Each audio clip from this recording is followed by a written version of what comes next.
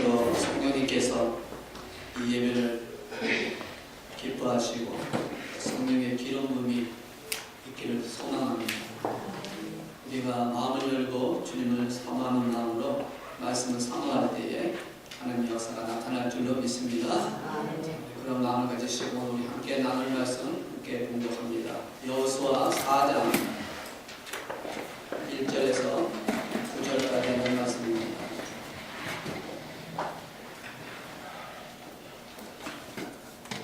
여호수아 4장 1절에서 9절까지 있는 말씀 함께 봉독하겠습니다. 시작. 그 모든 백성이 요단을 건너가기를 마치매 여호와께서 여호수아에게 말씀을 이르시되 백성의 각 지파에 한 사람씩 12사람을 택하고 그들에게 명령하여 이르기를 요단 가운데 제사장들의 다리 굳게 선 그곳에서 돌 12를 택하여 그것을 가져다가 오늘 밤 너희가 익숙할 그곳에 두게 하라 하시니라. 여호수아가 이스라엘 자손 중에서 각 지파 중에 한 사람씩 준비한 그 12사람을 불러 그들에게 이르되 요단 가운데로 들어가 너희 하나님 여호와의 궤 앞으로 들어가서 이스라엘 자손들의 지파 수대로 각기 돌 하나씩 가져다가 어깨에 메라. 이것이 너희 중에 표징이 되리라. 후일에 너희의 자손들이 물어 이르되 이 돌들은 무슨 뜻이냐 하거든 그들에게 이르기를 요단물이 여호와의 언약궤 앞에서 끊어졌다니 곧 언약궤가 요단을 건널 때에 요단물이 끊어졌으므로 이 돌들이 이스라엘 자손에게 영원히 기념이 되리라 하라 하시니라. 이스라엘 자손들이 여호수아가 명령한 대로 행하되 여호와께서 여호수아에게 이르신 대로 이스라엘 자손들의 지파의 수를 따라 요단 가운데에서 돌 12을 택하여 자기들이 익숙한 곳으로 가져다가 거기에 두었더라. 여호수아가 또 요단 가운데 곧 언약궤를 맨 제사장들의 다리 선 곳에 돌 12을 세웠더니 오늘까지 거기에 있더라. 아멘. 기도하겠습니다. 말씀이시며 모든 것의 주관자이신 하나님 아버지, 이 시간 주의 말씀을 주의 사랑하는 자녀와 함께 나누기를 원해서 이렇게 섰습니다. 성령님 붙잡아 주시옵소서. 인도하여 주옵소서. 제 모든 생각과 말과 행동을 주장하여 주셔서 하나님께서 원하시는 말씀만 증거하게 하시고 하나님 말씀을 대언하는 대언자로 사용해 주셔서 이 시간 말씀을 전하는 자나 듣는 자가 성령 안에 하나가 되게 하셔서 하나님의 큰 역사를 체험하는 시간 되게 하여 주시옵소서. 악한 영 틈타지 않게 하시고 천군 천사로 지켜주시는 하나님 은혜 가운데서 하나님의 영광만 이곳에 채워지게 역사하여 주시옵소서. 우리 주 예수 그리스도의 이름으로 기도드리옵나이다. 아멘. 할렐루야. 여러분 기억력이 어떻습니까? 요새 기억력이 점점 상실해 간다는 느낌이 들어서 참 마음이 아플 때가 참 많은데 여러분도 아마 그런 생각할 때가 참 많을 겁니다. 이 기억력, 생각한다는 이 자체 어떤 면에서 참 중요하죠. 이 기억력을 하지 못한다 그러면 심각할 수가 있습니다. 우리 요새 현대에 나타나고 있는 병 중에 하나, 특히 치매라고 하는 병이 있죠. 이 치매라고 하는 병에 걸리면 참 많이 힘들지 않습니까?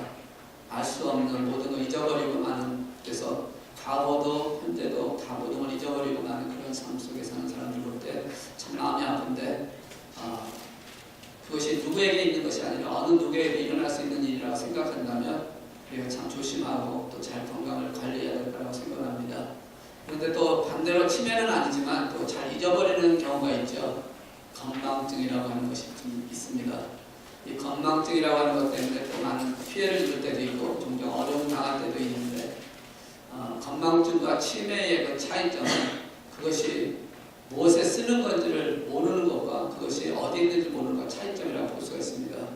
그러니까 키를 갖고 있으면서 이 키가 무슨 키인지 어디에 쓰는 건지를 모르는 것은 건망증이 될 수 있지만 그 키를 보면서 이게 뭔지를 모르는 자체는 치매가 된다는 것이죠.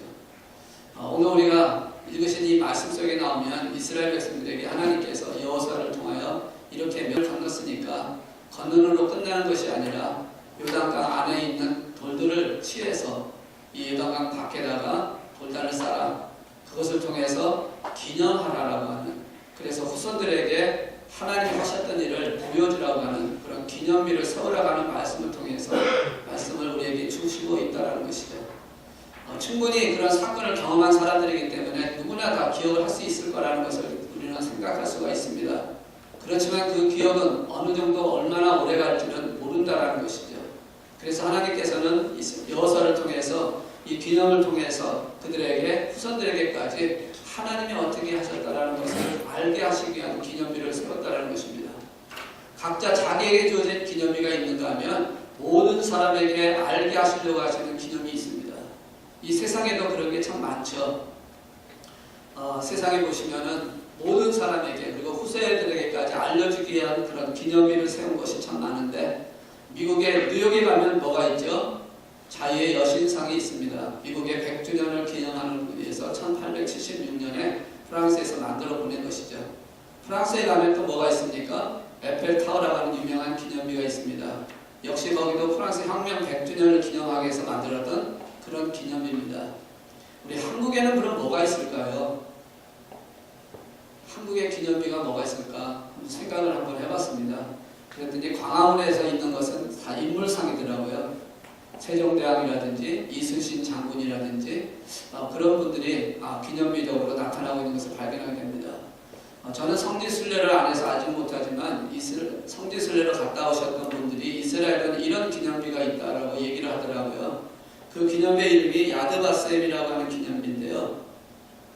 이 야드바셈은 그 이스라엘 백성들, 특히 유대인들이 그 2차 대전 나치에 의해서 그 많은 백성들, 많은 사람들이 죽었던 것을 기념하는 그런 기념비라고 얘기를 합니다.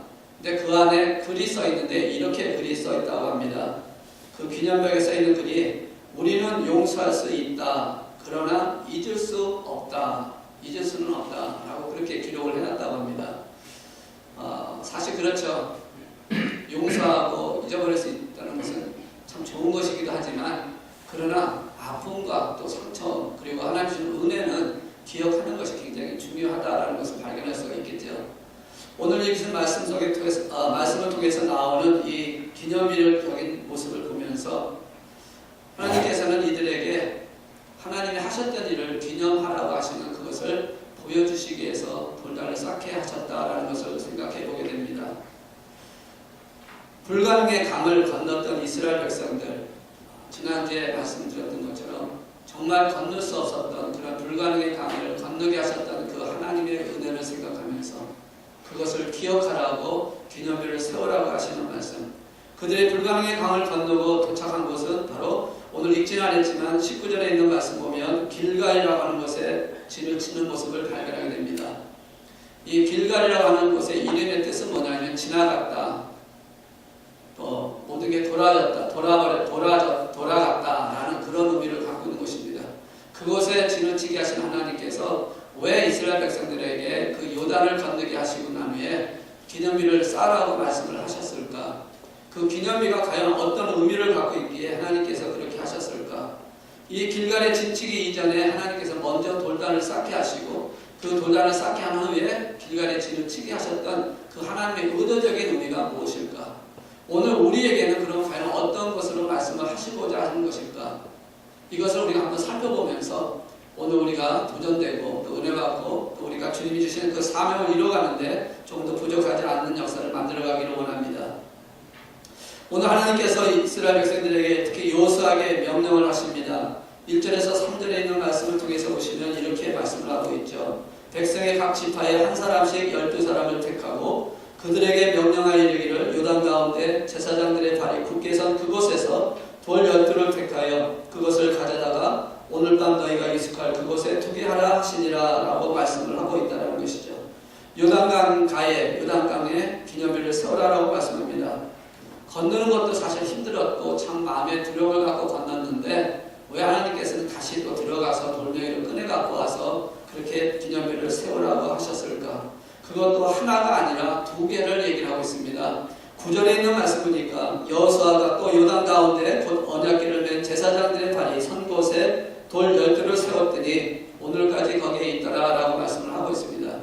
그러니까 기념비를 세운 것이 2군데라는 것을 말씀하고 있습니다. 하나는 요단강 안에 법궤를 들고 섰던 제사장이 그 발밑에다 세웠고 또 하나는 요단강을 건너서 그 다음에 유숙할 그곳에다가 돌단을 쌓았다라고 기록을 하고 있다는 것이죠.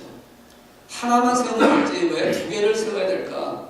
왜 하나님께서는 이렇게 두 가지를 세우라고 명령을 하셨고 왜 그렇게 말씀을 하고 있을까? 이 의미가 무엇인지 또 그것을 통해서 오늘 우리에게 주신 말씀이 무엇인지를 한번 깨달으면서 도전과 결단과 그리고 축복의 시간 되기를 다시 한번 주의 이름으로 축복합니다.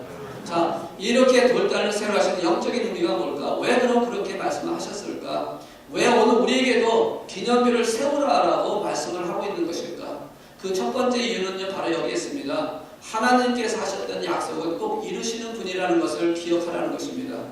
하나님께서 주신 약속은 꼭 이루어 주신다. 약속은 꼭 이루시는 하나님이시라는 것을 말씀을 하고 있습니다. 사실 우리 지난주에 잠깐 말씀을 드렸지만 이제 하나님께서 모세라고 하는 위대한 지도를 통해서 이스라엘 백성들을 애굽에서 가나안 땅까지 인도해 오셨습니다. 40여 년 기간을 인도해 오셨습니다. 그런데 가나안 땅에까지 인도했던 그 모세, 위대한 지도였던 모세가 하나님의 부름을 받고 이스라엘 백성들을 떠나게 됩니다. 그런 절망적인 상황, 절박한 상황 속에서 여호수아를 하나님께서는 새로운 지도자로 세우고 그를 통해서 이제 가나안 땅을 점령하게 하시고자 하시는 계획을 가지셨는데 사실 여호수아도 굉장히 두렵고 떨리는 거나 마찬가지였다는 것이죠. 왜냐하면 그는 하나님께서 모세에게 하셨던 그 일을 따라 모세에 순종하고 모세를 따라왔던 자지 특별히 그가 앞섰던 자가 아니라는 것이죠. 그러니까 모세가 사라졌을 때 모세가 떠나고 난 후에 그 이스라엘 백성들을 이끌고 요단을 건너서 여리고성을 점령하는 그런 가나안 땅 정복하는 그 길을 간다는 것 자체가 심히 두렵고 떨렸다는 것은 사실이었고 그런 마음을 갖고 있었기 때문에 하나님께서는 여호수아에게 입장에 있는 말씀을 통해서 너는 강하고 담대하라라고 말씀을 하고 있고 특별히 그 강하고 담대하라는 그 말씀 안에 한 가지를 우리가 놓치면 안 되는 말씀이 있는데 그것은 바로 뭐냐면 모세와 함께 했던 것 같이 내가 너와 함께 할 것이라고 하는 말씀이라는 것이죠.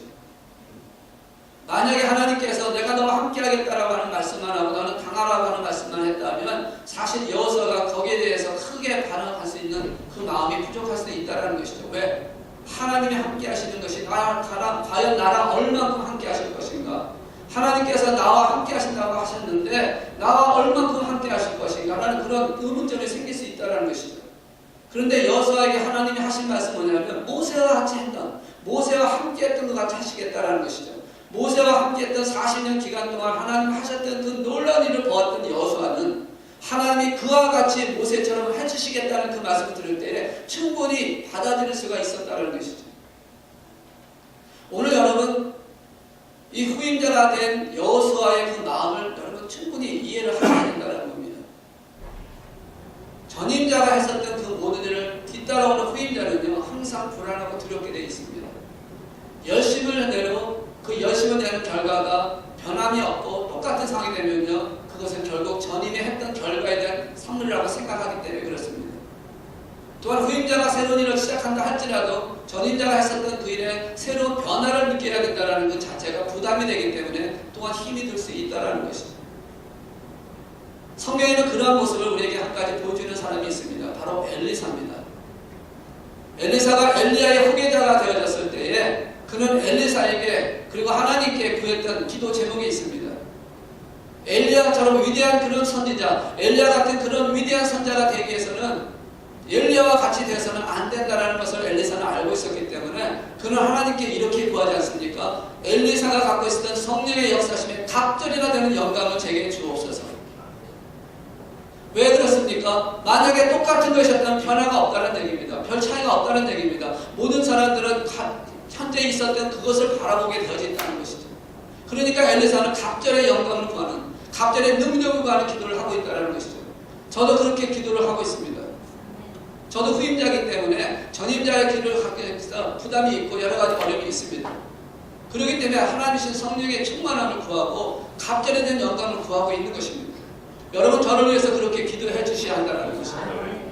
그래야 우리 교회를 향하신 하나님의 뜻이 그리고 우리 안에 주어진 하나님의 사명을 이루어가는 데 힘이 되어지고 그것을 통해서 하나님 영광을 받아주신다는 겁니다. 그러나 한 가지 꼭 기억할 것은 하나님이 약속하신 것은 분명히 이루신다라는 약속입니다. 그 약속 이루시는 하나님이신 것을 오늘 기념일을 통해서 우리에게 보여주고 있고 그렇게 되기를 위해서 하나님이 주시는 약속이라고 말씀을 하고 있는 것입니다. 이스라엘 백성들을 하나님께서 너에게 주신 약속의 땅 그 가나안 땅을 허락하셨던 그 약속을 이루었다라고 하는 이루신 이루어진다라고 하는, 이루었다라고 하는 과거적인 관용을 통해서 너희가 이 요단을 건넜으니까 이제는 요단강 안에 있었던 그 돌을 꺼내서 이제 너희가 김치를 길갈에 가서 그것을 쌓아놓고 이제 그것을 통해서 뭐라고 말씀합니까? 5절에 있는 말씀 보면 이스라엘 자손들이 지파수대로 세워놓고 난 후에 너희 중에 이것이 표징이 돼서 자손들이 물어 이르되 이 돌들이 무슨 뜻이냐라고 물을 때 하나님께서 이렇게 하셨다, 요단을 건너게 하셨다, 가나안 땅을 점령하게 하셨다라고 하는 것을 알게 하시고 위해서 그렇게 하셨다라는 것이죠. 이 말은 다시 말해서 하나님께서 약속하신 그것을 꼭 이루시기 위해서 여호수아에게 강하고 단단한 자가 모세와 함께 했던 같이 너와 함께 하겠다라고 하신 말씀을 통해서 그 약속을 이루시는 분이신데 어떻게 이루시냐? 말씀대로 이루시는 분이시다라는 것을 보여주고 있다는 것이죠. 여호수아에게 지난주에도 잠깐 말씀드렸지만 이렇게 말씀하지 않습니까? 강하고 단단한 모세와 함께 한 같이 내가 너와 함께 하겠다. 그러면서 뭐라 하냐면 하나님의 말씀을 주야로 묵상하면서 좌로나 우로나 치우치지 말라. 그 말씀을 붙들고 간다면 그러면 하나님께서 모세와 함께 했던 것 같이 너에게도 함께 할 것이고 가나안 땅을 약속했던 것 같이 그 약속의 땅을 주시겠다라고 하는 약속을 하셨다라는 것이죠. 오늘 우리가 이 기념일을 통해서 우리에게 주시는 말씀이 그것입니다. 하나님 주신 약속대로 그 약속을 믿고 좌로나 우로나 치우치지 아니하고 달려간다면 분명히 하나님의 약속은 이루어진다는 것입니다. 여러분에게 개인적으로 주신 사명이 있고 우리 만왕교회에 주신 교회적인 사명이 있습니다. 그 사명과 언약과 이 모든 것들을 하나님은 오늘 이 말씀을 통해서 이스라엘 백성들이 이 요단강을 건너서 그 안에 한을 쓰고 기념일을 쌓았던 것 같이 그래서 너에게 승리케 하신 하나님의 약속이 이루어졌다라고 하는 것을 보여줬던 것 같이 오늘 우리에게도 똑같이 말씀을 하고 있다는 겁니다. 지금 손에 잡히지 아니하고 눈에 보이지 않지만 하나님의 약속은 분명히 이루신다는 겁니다. 그 약속을 성취하시는 분이시라는 것을 알라는 것입니다. 그래서 기념일을 세웠다는 겁니다. 그 기념일을 통해서 하나님의 그 권위, 하나님의 영적인 의미를 분명히 알라는 것이죠. 오늘 우리 만왕교회에 이 기념일가 있기를 주의 이름으로 축복합니다. 이 기념일을 여러분이 세워가기를 주의 이름으로 축복합니다. 오늘 우리에게 기념일을 세우라고 말씀하는 것입니다. 하나님의 약속은 이루어진다는 겁니다. 아니 이미 이루어졌다는 겁니다. 이루어졌는데 우리는 그것을 성취하기 위해서 이제는 요단을 건너는 사건을 만들어가야 되고 여리고의 성을 점령하는 그 일을 우리는 행동으로 보여줘야 한다는 것입니다. 이 기념일을 세우라고 같이 세우라고 한 이 하나님의 두 번째 의미는 뭘 갖고 있냐면요. 이 믿음으로 하나님 신 약속을 붙들고 나가는 그 모든 싸움에 그 선한 싸움은 승리할 수 있다라고 하는 것을 우리에게 보여주고 있다는 것입니다. 여러분 가나안 땅에 사는 자가 누굽니까? 함의 자손들입니다. 노아의 그 세 아들 중에 함에게 하나님께서 노아를 통하여 저주 같은 그것을 얘기를 합니다. 그래서 결국 이 함의 자손들은 하나님을 대적하는 그런 무리로 타락을 하게 되죠. 아브라함에게 약속했던 가나안 땅을 너에게 주겠다라고 하는 그 약속을 아브라함이 이루었고 그러다가 또 어떤 일이 납니까? 애굽으로 피는 오게 됨으로 말미암아 가나안 땅을 잃어버린 사건을 400여 년 동안 갖게 됩니다. 그리고 이 400여 년 동안 이 가나안 땅을 다스린 자가 누구였냐면 함의 자손들입니다. 그래서 실질적으로 우리가 현실적으로 본다면 가나안 땅의 주인이 누굽니까? 하나님은 아브라함을 통해서 그리고 이스라엘 백성들에게 가나안 땅을 주었지만 현실적인 모습을 본다면 400년이라는 기간 동안에 그곳에서 살았고 정착했었던 함의 자손들이 주인이 되어줄 수 있다는 것이죠. 그런데 하나님께서는 이스라엘 백성들을 그곳으로 보내서 그들을 못 쫓아내고 그들을 정복하는 일을 만들어 가신다는 것이죠. 어떤 편 인간으로 보면 하나님의 공의와 좀 다른 것 같이 느껴질 수가 있습니다. 모든 사람을 사랑하신 하나님께서 왜 그들이 살고 있었던 그 땅을 쫓아내느냐, 왜 그들을 정복하고 물려치게 하느냐, 그리고 하나님께서 특별하게 이렇게 이스라엘 백성들만 사랑해가지고 그들만 그곳에 세우게 하느냐라는 의문점을 가질 수가 있는데 분명한 것은 하나님의 선한 일이라고 하는 개념을 우리가 기억해야 한다는 것입니다. 하나님을 대적하는, 하나님이 싫어하는, 가장 싫어하는 것이 무엇입니까? 우상숭배였습니다. 우상숭배를 섬기고 있는 그 가나안 가나안 족속들을 하나님은 선한 일을 위해서 그들을 몰아쳐야 하기 때문에, 그래서 하나님의 역사심을 나타내는 그것을 보여주게 하기 위해서는 그 일을 감당해야 하기 때문에 그들의 영혼이 주님께 돌아가는 역사를 이룰 수가 있다면 참 좋았지만 그러지 않는 그들을 처벌할 수밖에 없는 하나님의 공의로움을 우리는 보아야 한다는 것이죠. 그래서 선한 일을 하기 위해서 하나님께서는 선한 일을 하는 그 모든 자들에게는 하나님의 승리케 하신 역사를 보여주신다는 겁니다. 그게 바로 기념비를 세우는 영적인 의미라는 것이죠. 우리가 하나님의 일을 하기 위해서, 주의 일을 위해서, 하나님의 영광을 위해서 하는 그 모든 일들은 하나님의 승리케 하시는 역사를 만들어 주신다는 겁니다. 어떤 것이든 간에 하나님께서는 선한 일을 하는 그자에게 합력하여 선을 이루시는 역사가 나타나게 되어졌다는 것입니다. 믿으십니까? 여러분, 우리가 하는 것이 내가 원하는 내 인간적인 사람의 방법에 사람의 생각을 그리고 나의 만족을 나의 어떤 목적을 사는 일이라면 하나님께서 승리하게 하시지 않을 수 있지만 하나님의 선한 일을 위해서 하는 것이라면 그 모든 일을 하나님은 승리케 하시는 역사를 만들어 가신다는 겁니다. 왜? 하나님의 영광을 위해서. 오늘 우리 많은 교회가 가야 하는 그 모든 길이 하나님의 영광을 위한 길이 되어진다면 여러분이 하는 그 모든 일들이 하나님의 영광과 하나님의 선한 일을 위한 것이 되어질 수만 있다면 하나님은 그 모든 일을 승리케 하는 역사로 만들어 가신다는 것입니다. 저는 우리 교회가 그렇게 되기를 원합니다. 여러분이 그렇게 되어지는 삶을 살기를 주 이름으로 축복합니다. 여러분이 하시는 그 모든 것들이 여러분이 생각하고 기도하고 하는 그 모든 것들이 하나님의 선한 일을 위한 것이 되기를 주 이름으로 축복합니다. 그럴 때 오늘 이 기념비를 세우러 가셨던 영적님처럼 승리케 하시는, 보장하시는 하나님의 능력의 역사가 나타나게 될 줄로 믿습니다. 그럼 왜 성령 하나님께서는 그 기념탑을 2개나 쌓으라고 하셨을까? 하나만 쌓아도 충분한 그 의미가 있을 수 있는데 왜 2개를 쌓았을까? 하나는 요단강 안에, 하나는 요단강 밖에다. 왜 그렇게 하나님이 하셨을까?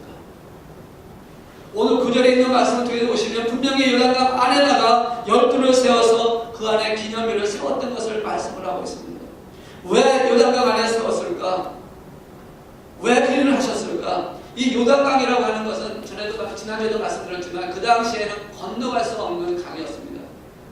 위험한 강이었습니다. 5월달이었기 때문에 물이 범람하던 상황, 그렇기 때문에 그곳에 들어가는 자체는 죽었다는 자체를 말하고 있습니다.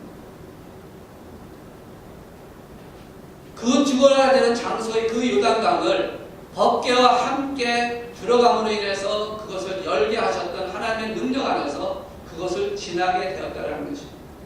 그리고 요단강을 건너서 요단강 반대편으로 나왔을 때에 살았다라고 하는 개념을 보여주고 있다는 것입니다. 그래서 2가지를 우리에게 말씀하고 있는, 왜 그렇게 2가지를 얘기하고 있냐면 바로 하나님께서 이 요단강 안에서 있었던 사건을 통해서 너희들의 과거에 있었던 삶이, 너희들이 지난 40여 년 동안 광야에서 있었던 그 모든 생활들이, 그러한 모든 습관들이 이 요단강을 건너므로 인해서 그 모든 것이 죽었다라고 하는 그 의미를 포함하고 있다는 것입니다. 부속사적인 관점에서 보아서 바로 그렇게 우리에게 보여주고 있다는 것입니다. 법궤가 서 있는 그 한가운데 바로 12달은 돌을 세우면서 하나님께서는 너의 죄로 말미암아, 너의 과거적인 어떤 습관으로 말미암아 너의 있었던 그 모든 것들이 이제는 그 안에서 죽었다라고 하는 것을 의미적으로 보여주기 위해서 그 안에다 돌단을 쌓으라는 것입니다. 누구 안에서 죽었습니까? 법궤 안에서 죽었다라는 겁니다. 그리고 법궤와 함께 요단을 건너서 살아났다라고 하는 것을 표현하고 있다는 것이죠. 성경에 보시면은 이 하나님을 표현하고 있는 단어 중에 바위라고 하는 단어, 반석이라고 하는 단어가 종종 나옵니다. 이 바위와 반석이라는 의미가 무엇입니까? 보호하신다, 피난처가 된다, 돕는다라는 그런 의미를 갖고 있습니다. 하나님께서 그렇게 하셨다는 것이죠. 그래서 죄로 인해서 죽을 수밖에 없는 존재, 죽어야 되는 마땅한 그 사람을 법궤라고 하는 그 안에, 반석이신 그 주님 안에서 죽게 하시고 그 반석으로 말미암아 보호자가 되신 피난처를 통해서 살아나게 하셨다는 것을 상징적으로 표현하기 위해서 바로 요단강 안에다가 세웠다라는 것을 우리에게 말씀을 하고 있다는 것이죠.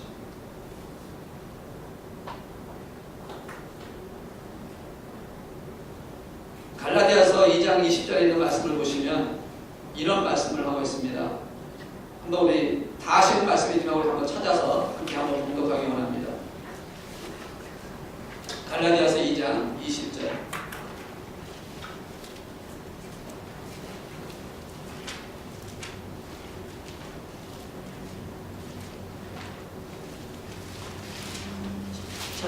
찾으셨습니까?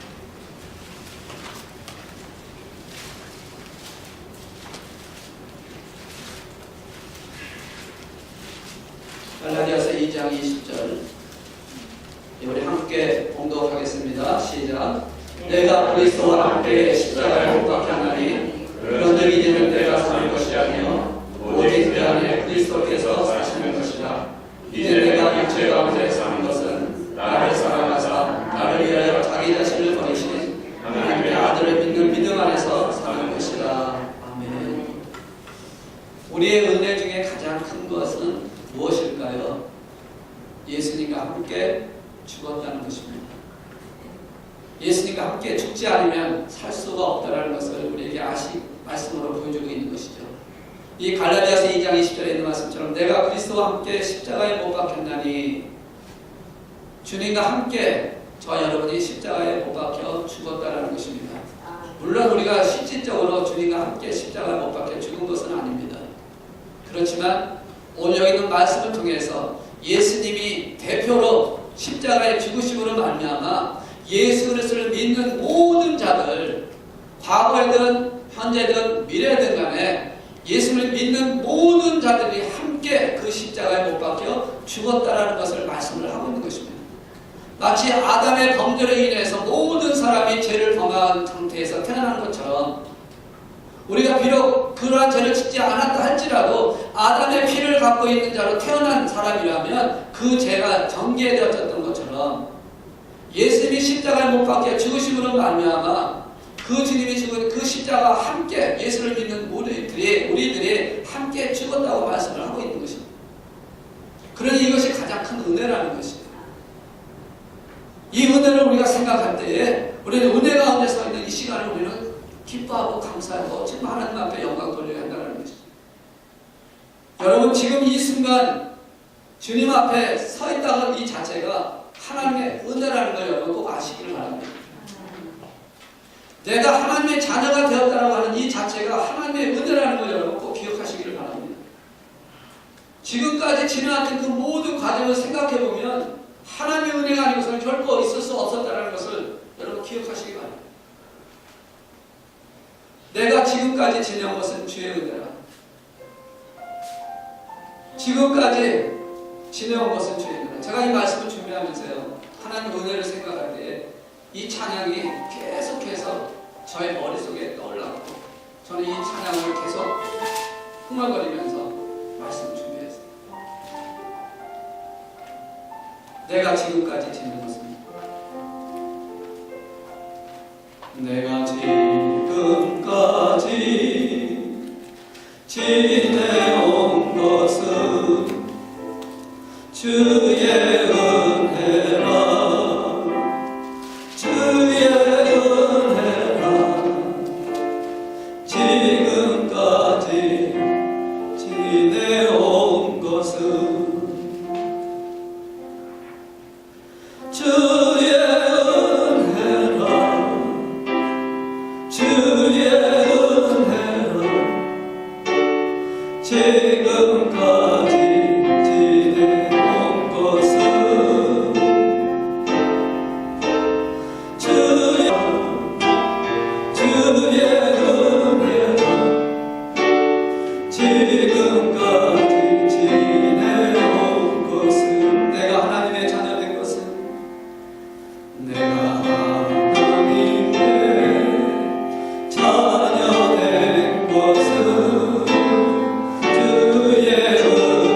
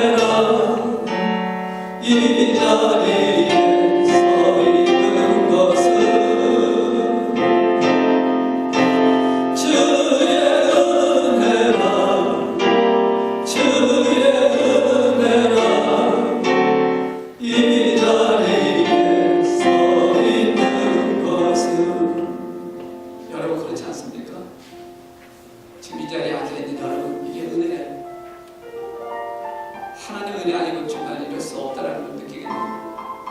그것을 지금 주님께서는요 우리에게 보여주시기 원하시는 거예요. 그 요단강 안에다가 그 기념일을 세우라고 하시는 그 이유가 죽음으로 말미암아 이제 너를 새롭게 사셨던 그 한 새롭게 살리신 그 하나님의 은혜를 기억하라는 겁니다. 그래서 그 요단강 안에다 그것을 세워놓으셨다는 것이죠. 내가 죽었다라 하는 것이 무엇입니까? 말이 없다라는 겁니다. 더 이상 나는 없다라는 것을 말씀을 하는 것입니다. 죽었다라고 하는 이 개념은 나의 자아가 죽었다라는 것을 표현하고 있는 것입니다. 우리가 왜 힘들고 내가 왜 이렇게 불평하고 내가 그렇게 어렵게 사는 게 왜 이유가 어디 있습니까? 내 자아가 죽지 않았기 때문에 그렇다라는 것이죠. 내가 살아있으면 우리는 늘 입술로 얘기할 수밖에 없고 불평할 수밖에 없고 원망할 수밖에 없고 거기에 대해서 상처받을 수밖에 없다라는 것이죠. 그러나 죽으면 그 모든 것을 이길 수 있다는 것입니다. 이스라엘 백성들이 광야 40년 동안 살아가면서 왜 그들이 그렇게 원망하고 불평했습니까? 그들이 죽지 않았기 때문에 그러지 않았습니까? 결국 그들이 죽어야 되기 때문에 주님께서는 요단강을 건너게 하시면서 그 요단강을 건너게 하시는 그걸 통해서 너희가 이제는 죽었다라고 말씀합니다. 그러면서 여리고성에 들어가서 보였던 첫 번째 행동이 무엇이었습니까? 침묵이 아닙니까? 성을 돌면서 침묵, 말하지 말라는 겁니다. 왜 그 이전에는 말로 인해서 원망과 불평을 통해서 그들이 하나님 앞에 진노를 당했고 그들이 실패했던 그 사건을 하나님께서는 너희는 이제 너희들의 자아를 죽이라는 것입니다. 그것을 기념하라는 겁니다. 그것을 알라는 겁니다. 그래서 요단강 안에다 그 기념일을 세우면서 너희는 죽었다라는 것을 보라는 것입니다. 오늘 저와 여러분이 죽기를 원합니다. 여러분의 자아를 죽기를 원해요. 왜 여러분 우리가 왜 힘들어합니까? 내 자아가 죽지 않아서 그렇지 않습니까? 제가 전에 다녔던 교회에서 참 많은 아픔을 느꼈고요. 많은 상처가 있었고요. 많은 슬픔이 있었습니다. 그래서 어떨 때는요. 그 사람 때문에 정말 너무너무 화가 나기도 하고 원망도 스러워요. 아무 문제 아닌데 거짓된 그런 걸 통해서 고통스럽게 만들 그런 환경을 만들 때 얼마나 큰 상처가 되는지요. 밤에 잠도 못 자고요. 끙끙하면서 그런 일을 하다 보니까 심장에 이상이 오는 경우도 있었습니다. 그런데 이제는 그것을 이기는 방법을 알아요. 내가 죽으면 된다는 것이죠. 그 사건은 바꿀 수 없지만 내가 죽으면 하나님께서 바꾸시는 역사를 만들어 가신다는 것이죠. 그래서 가능하면 모든 것을 내 자아를 죽이려고 합니다. 내가 죽으려고 노력을 합니다. 어떤 상황이라도 말을 하지 않고 하나님께 맡기는 삶을 살려고 합니다.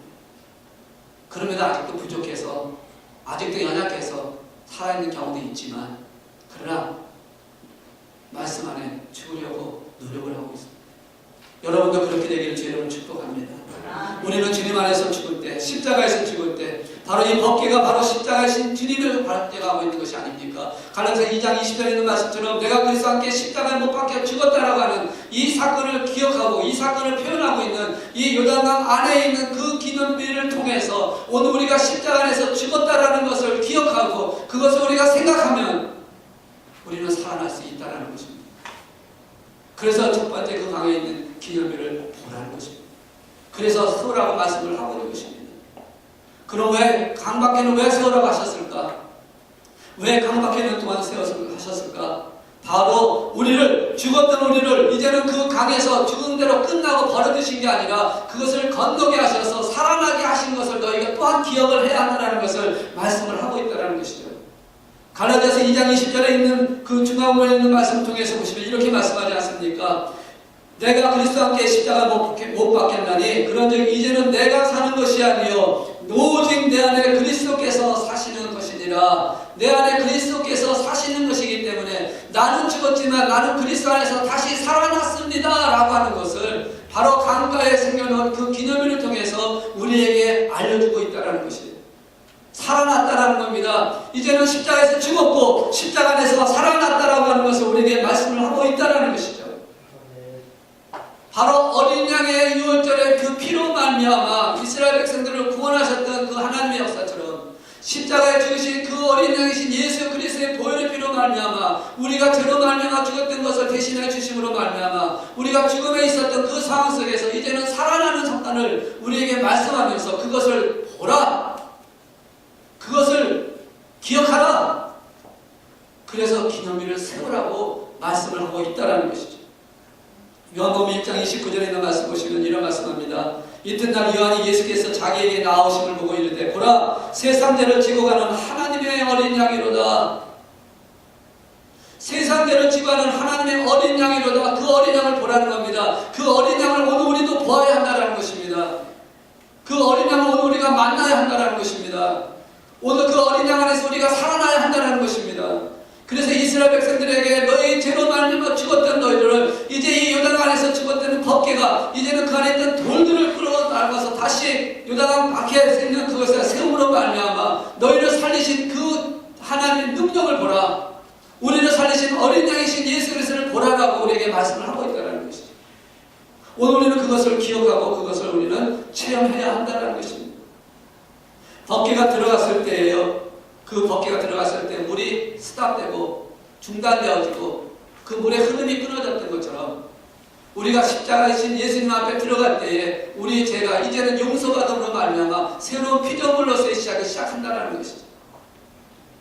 그래서 로마서 1장 8절에 있는 말씀 보시면 만일 우리가 그리스도와 함께 죽었으면 또한 그와 함께 살 줄을 아노라 라고 말씀하신 것처럼 십자가에서 죽음으로 말미암아 이제는 십자가에서 다시 살아남으로 말미암아 이제는 하나님의 역사를 이어가는 새로운 기념비가 되었다. 새로운 도전자가 되었다. 새로운 하나님의 약속을 받은 심령이 되었다라고 말씀을 하고 있다는 것이죠. 이 사건을 예수님께서 먼 훗날 예수님께서 그것을 그대로 재현하시는 장면이 나옵니다. 이스라엘 백성들의 요단을 건너서 가나안 땅에 들어갔던 그 사건을 예수님께서 이 땅에 오셨을 때 그것을 그대로 재현하십니다. 예수님께서 요단강에서 침례를 받습니다. 더 좋은 강이 있고 갈릴리호수 같은 큰 호수도 있는데 왜 하필이면 요단강에서 침례를 받았을까요? 그리고 그 요단강에서도 어디서 받았냐면 성경에 있는 말씀 보시면 요단강편에 있는 베데스다라는 곳에서 받았다라고 기록을 하고 있습니다. 마르다와 마리아가 살았던 베데스다가 아니라 요단강 가에 있었던 베데스라고 하는 곳을 얘기를 하고 있습니다. 근데 이 베데스라고 하는 곳이 어느 곳이냐고 또 얘기를 하냐면 살렘 가까운 에논이라고 표현을 하고 있습니다. 이 살렘 가까운 에논이 바로 어디냐면 이스라엘 백성들의 요단강을 건넜던 장소입니다. 예수님께서 침례받았던 그 장소가 바로 이스라엘 백성들이 요단강을 건넜던 그 장소에서 침례를 받았다는 것입니다. 죽음과 삶의 상징적인 표현인 그 침례를 예수님께서는 요단강에서 보여주심으로 말미암아 바로 기념비적인 그 사건에 대한 의미를 재현하고 있는 것입니다. 여러분, 침례가 바로 그것이 아닙니까? 물속에 들어감으로 인해서 나는 이제 죄로 인해서 죽었습니다. 이제는 모든 것에서 죽었습니다라는 표시고 그 물속에서 나올 때에 이제는 주님 안에서 살아났습니다라고는 다시 살아났다라는 그 표현이 바로 침례입니다. 그 침례를 주님께서 그대로 하시면서 나와 함께 죽었고 나와 함께 살 것이다. 이스라엘 백성들이 요단을 건넜던 그 모습처럼 이제 나를 믿는 자, 나와 함께하는 자, 나를 따르는 자는 이렇게 되어질 것이라는 것을 말씀을 하고 있다는 것이죠. 오늘 우리가 하나님의 은혜 안에서 십자가 안에서 죽었다고 하는 것이 얼마나 큰 은혜인지요. 성령의 능력으로 다시 살아나게 됐다는 건 더 큰 은혜인 줄로 믿습니다. 그 은혜 가운데 있는 저 여러분에게 이 기념일을 통해서 그것을 기억하라는 것입니다. 날마다 날마다의 삶을 통해서 우리는 그것을 기억하라고 말씀하고 있는 것입니다. 마지막으로 세 번째는요, 이 기념일 두 가지를 선언된 이유가 있습니다. 오늘 물론 성경에는 기록이 되어 있지 않습니다. 그러나 분명한 것은 이 성경에서 우리에게 보여주고 있는 방향이 있습니다. 뭐라고 보여주고 있냐면 이 길갈에서 진을 치고 있다가 이제는 여리고성으로 나가는 장면을 얘기를 하고 있습니다. 다시 말해서 이 기념일적인 사건을 통해서 이제는 여리고성을 향해 전진해가서 그곳에서 승리하는 삶을 살아야 한다라고 말씀을 하고 있는 것입니다. 이걸 다르게 표현한다면 두 가지의 그 기념비를 통해서 너희가 예수 그리스도 안에서 죽었고 예수 그리스도 안에서 살았다면 이제는 너희가 그러한 기념비적인 그 모습을 통해서 세상 사람들에게 그 기념비적인 사건을 보여주어야 한다는 겁니다. 너의 삶의 그 기념비는 것입니다. 오늘 말씀의 결론은 이것입니다. 기념비를 세우라는 겁니다. 이스라엘 백성들이 요단을 건너면서 세웠던 그 기념비 장소처럼 이제는 우리 마음밭에 그 두 기념비를 세우고 그 기념비를 우리의 삶을 통해서 성령의 역사심에 따라 순종하면서 하나님의 말씀대로 사명을 감당하면서 우리가 살고 있는 이 땅 위에 그 기념비를 세우는 삶을 살아가는 저와 여러분이 되어야 한다는 것입니다. 그래서 세상 사람들이 보면서 예수 그리스도가 구원자구나, 복음이구나, 예수 그리스도를 믿어야 되겠구나 하는 것을 우리를 통해서 기억하게 하고 그것을 통해서 보여지게 하는 말미암아 그들의 영혼을 구하는 역사를 만들어야 한다는 것을 우리에게 말씀하고 있다는 것이죠. 그게 바로 갈라디아서 2장 10절 후반부에 있는 말씀이잖아요. 나를 사랑하사 나를 위하여 자기 자신을 버리신 하나님의 아들을 믿는 믿음 안에서 사는 것이니라. 믿음 안에서 사는 것이 무엇입니까? 믿음은 열매가 맺어지는 것입니다. 행위가 뒤따라오는 것입니다. 행위가 없는 믿음은 죽은 믿음이라고 말씀을 하고 있지 않습니까? 물론 구원에 관한 것은 믿음으로 이루어지는 사건입니다. 그러나 구원에 완성되어가는 구원에 이르는 그 모든 과정 속에서 나타날 것이 뭡니까? 바로 행위라는 것이죠. 오늘 저 여러분에게 이 기념비를 세우라고 하시는 말씀은 하나님께서 우리에게 기념비를 주시면서 이 기념비를 통해서 너희가 기억하라. 하나님의 은혜를 기억하라. 하나님의 은혜를 기억하라. 그리고 이 은혜를 기억하면서 너희도 이제는 기념비를 세워야 된다. 라고 말씀하고 있는 것이라는 것이죠. 이 기념비를 세우는 저와 여러분이 되기를 주의 이름으로 축복합니다. 그런데 이 기념비를 세우기 위해서는요, 우리에게 가장 중요한 것이 있습니다. 어떤 행동을 해야 될까? 바로 저와 여러분의 희생이 있어야 한다는 겁니다. 희생 없이는 기념비를 세울 수가 없습니다.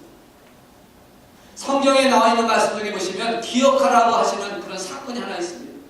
아마 여러분 잘 아실 거예요. 무엇을 기억하라? 한 여인이 자기의 결혼 지참금이었던 향유 나드 한 옥탑을 갖고 와서 예수님 발 앞에 깨뜨렸던 사건을 여러분 기억하실 겁니다. 마태복음 26장에 나오는 말씀이에요.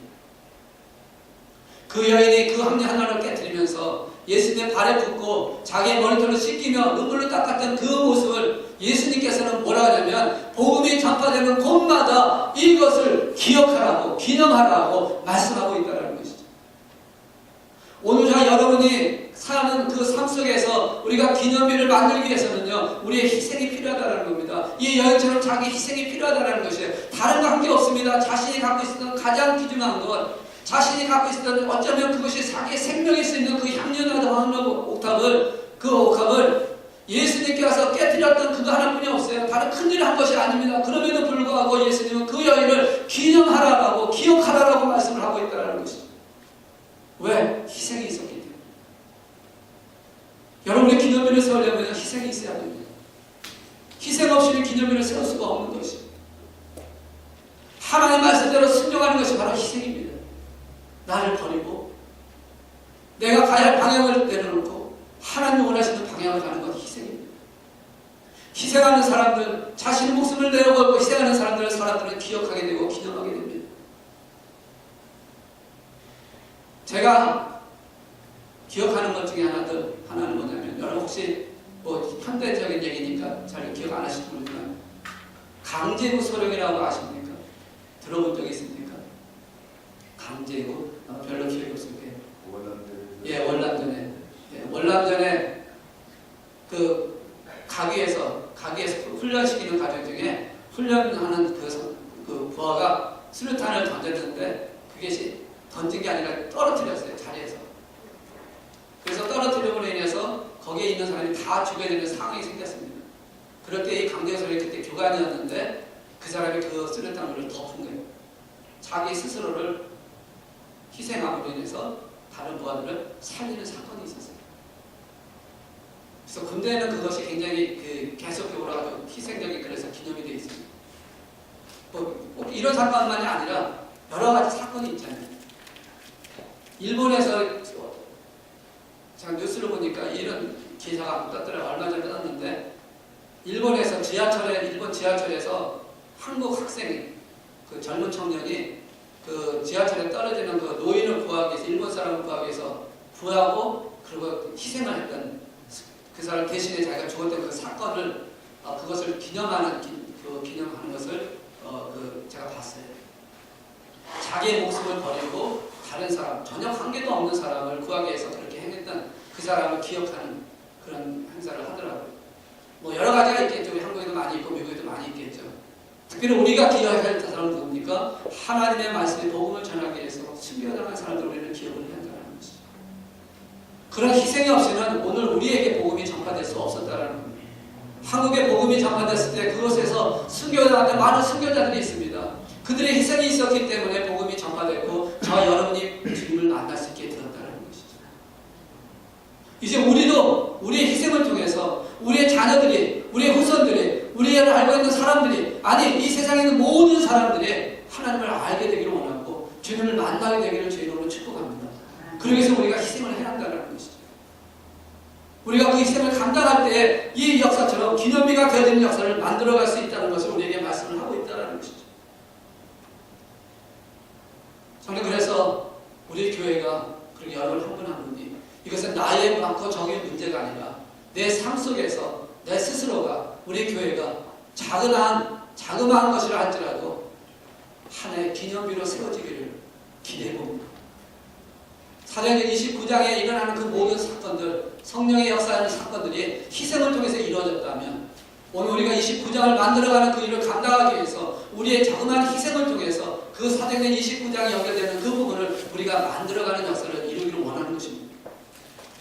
그런데 충분히 우리에게 하실 수 있다고 약속을 하셨고 그 약속을 주셨다면 그를 이루시는 하나님께서 그를 만들어 가실 줄로 믿습니다. 우리가 하나님의 은혜라는 것을 생각하고 희생하는 마음으로 주 앞에 서기만 한다면 충분히 그렇게 될 줄로 믿습니다. 오늘 갈라디아서 2장 20절에 있는 말씀처럼 내가 그리스도와 함께 죽고 그리스도와 함께 살고 그리스도 복음 위에 10분의 40장까지 땅 끝까지 그리스도의 복음을 전하는 저 여러분이 될 수만 있다면 거룩하고 영원한 것에 생명을 걸고 그것을 위해서 희생할 수만 있다면 요단강 안에 기념비를 세우고 요단강 밖에 기념비를 세우면서 후손들에게 이렇게 하신 하나님을 너희가 기억하라라고 보여줬던 그 기념비 사건처럼 오늘 저희들이 기념비가 되어서 비록 우리가 어떤 것을 세우지 않는다 할지라도 여러분의 삶이 우리 만한교의 그 모습이 기념비가 되어서 하나님의 역사를 보여줄 수 있는 하나님의 능력을 나타내 줄 수 있는 그런 역사적인 그런 성령의 충만한 역사가 나타나는 교회가 되고 성도님이 되시기를 주의 이름으로 축복합니다. 그렇게 될 것을 여러분 확신하시기 바라요. 강하고 담대하시기 바랍니다. 함께 만들어갈 수 있습니다. 함께 지어져갈 수 있습니다.